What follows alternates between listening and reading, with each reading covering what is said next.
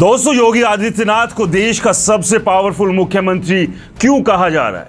हाल ही में प्रयागराज के मंच से दो दिग्गजों ने उनकी तारीफों के पुल बांधे, जिसने सियासी गलियारों में हलचल मचा दी। केंद्रीय मंत्री अर्जुन राम मेघवाल ने कहा, अगर कोई काम जल्दी और प्रभावी ढंग से करना हो तो योगी जी से सीखें। महाकुंभ के प्रबंधन में उन्होंने जो कमाल किया वो बेमिसाल है। वहीं सुप्रीम कोर्ट के मुख्य न्यायाधीश जस्टिस बी.आर. गवई ने तारीफ में कहा, मंत्री मेघवाल ने ठीक कहा, योगी जी देश के सबसे पावरफुल और कर्मठ मुख्यमंत्री है। प्रयागराज की धरती पावरफुल लोगों की है और योगी जी इसका जीता जागता उदाहरण है। ये बयान सिर्फ तारीफ नहीं बल्कि एक बड़े सवाल को जन्म देते हैं। आखिर योगी के पास ऐसा कौन सा पावर है जो उन्हें बाकी मुख्यमंत्रियों से अलग करता है? हर मुख्यमंत्री के पास एक कैबिनेट होती है, मंत्रियों की फौज होती है और फैसले लेने का अधिकार होता है। चाहे वो बिहार के नीतीश कुमार हो, असम के हेमंता बिस्वा शर्मा हो या मध्य प्रदेश के मोहन यादव, सभी को संवैधानिक रूप से समान शक्तियां मिली है। फिर योगी को सबसे पावरफुल क्यों कहा जा रहा है? क्या यह सिर्फ इसलिए कि उत्तर प्रदेश देश का सबसे बड़ा राज्य है, जहां की आबादी और लोकसभा विधानसभा सीटें सबसे ज्यादा है, या फिर योगी की सिक्योरिटी, उनके प्रशासनिक कौशल या जनता के बीच उनकी लोकप्रियता उन्हें यह खिताब दिला रही है? जवाब हां और ना दोनों हो सकता है। उत्तर प्रदेश निश्चित रूप से देश का सबसे बड़ा और राजनीतिक रूप से सबसे महत्वपूर्ण राज्य है। 20 करोड़ से ज्यादा की आबादी और 80 लोकसभा सीटों के साथ यह किसी भी राष्ट्रीय पार्टी के लिए सत्ता का रास्ता तय करता है। लेकिन योगी की ताकत सिर्फ इसे भौगोलिक या राजनीतिक वजन तक सीमित नहीं करती। उनके नेतृत्व में यूपी ने कई ऐसे बदलाव देखे जो उन्हें बाकियों से अलग करते हैं। दोस्तों, इंडिया टुडे और सी वोटर के जनवरी-फरवरी 2025 के सर्वे ने इस तस्वीर को साफ किया।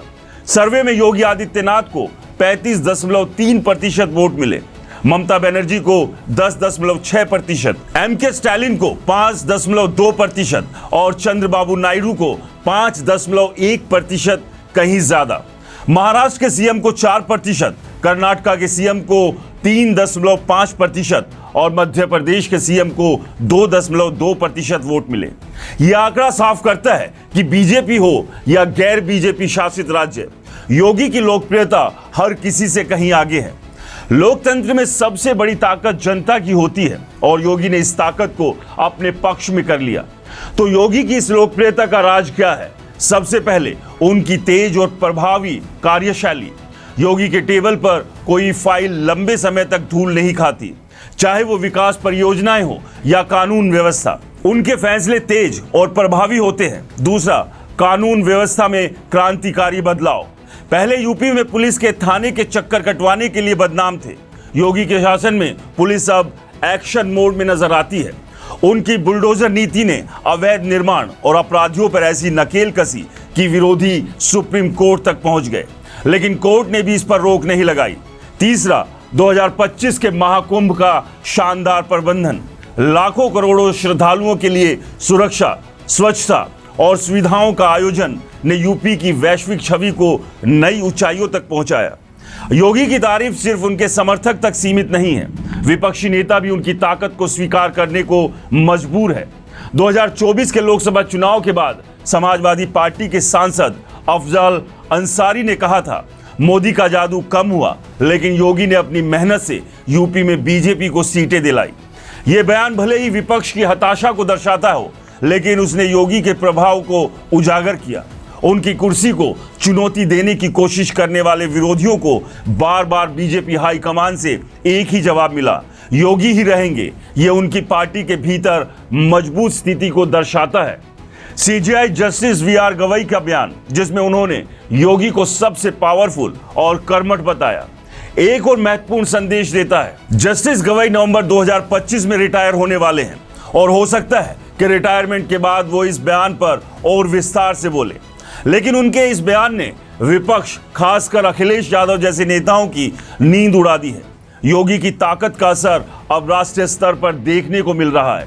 उत्तर प्रदेश की 80 लोकसभा सीटें और 403 विधानसभा सीटें इस देश का सबसे महत्वपूर्ण राजनीतिक गढ़ बनाती है, लेकिन योगी ने इसे सिर्फ एक संख्या तक सीमित नहीं रखा। उनके नेतृत्व में यूपी ने न केवल कानून व्यवस्था में सुधार देखा बल्कि आर्थिक और सामाजिक विकास में भी उल्लेखनीय प्रगति की। ग्लोबल इन्वेस्टर्स समिट और औद्योगिक नीतियों ने यूपी को निवेश का केंद्र बनाया। महिलाओं की सुरक्षा, शिक्षा और रोजगार जैसे मुद्दों पर उनकी योजनाएं सिर्फ बेटी बचाओ, बेटी पढ़ाओ और मिशन शक्ति जनता के बीच लोकप्रिय है। अयोध्या में राम मंदिर, काशी विश्वनाथ कॉरिडोर और महाकुंभ जैसे आयोजनों ने यूपी को सांस्कृतिक और धार्मिक पर्यटन का केंद्र बनाया।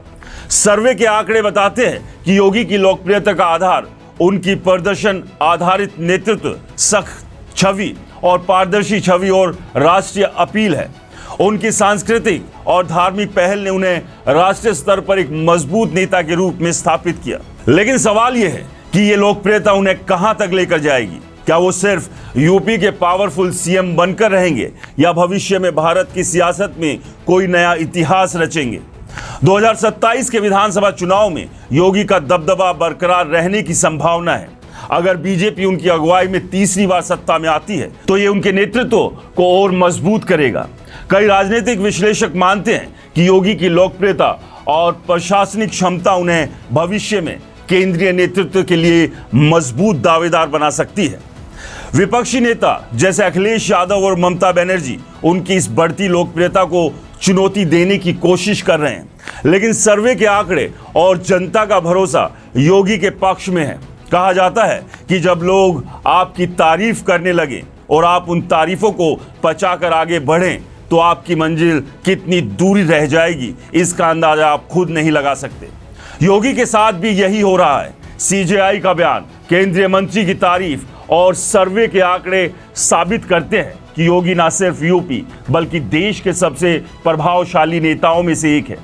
उनकी असली ताकत है उनकी मेहनत, साहसिक फैसले और जनता का अटूट विश्वास।